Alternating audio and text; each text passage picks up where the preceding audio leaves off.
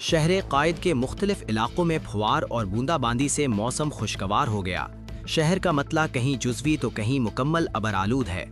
तफसीलात के मुताबिक माड़ीपुर, मोचको, गुलिस्तान जौहर, फेडरल बी एरिया, गुलशन इकबाल और यूनिवर्सिटी रोड पर हल्की बारिश हुई।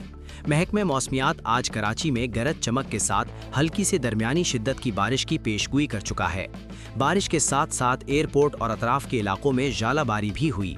मौसम सर्द हो गया। शहर में बारिश के साथ मामूल से तेज हवाएं भी चल सकती हैं। आज 10 से 40 किलोमीटर फी घंटा की रफ्तार से मुख्तलिफ सिमतों से हवाएं चलने का इम्कान है।